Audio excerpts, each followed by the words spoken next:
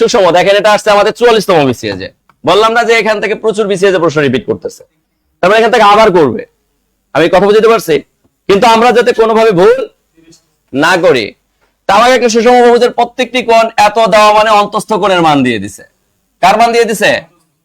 তা আমার বাহুর সংখ্যা বের করার জন্য কার মান জানতে হয় বলেন? বহিস্থ কোণ জানতে হয়। তা বহিস্থ কোণকে বের করতে গেলে 180 থেকে কারে বাদ দিতে হয়?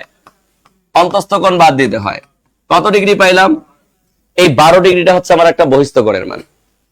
কার মান? তা আমরা সবাই তো জানি যে বাহুর সংখ্যা ইকুয়াল 360 ভাগ একটা বহিস্থ কোণ। কত?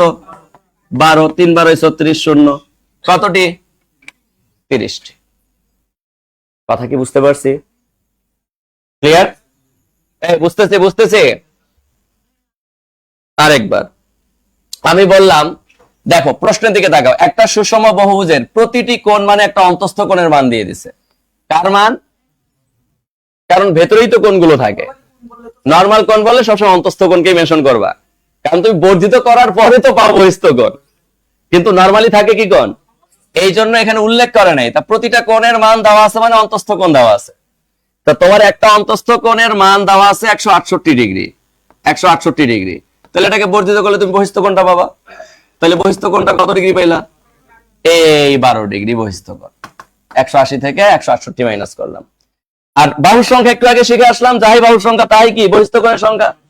তাহলে 360 ভাগ একটা বহিস্থ কোণ, 360 কে একটা বহিস্থ কোণ দ্বারা ভাগ করলে 30, 30ই হচ্ছে তোমার বাহুর সংখ্যা।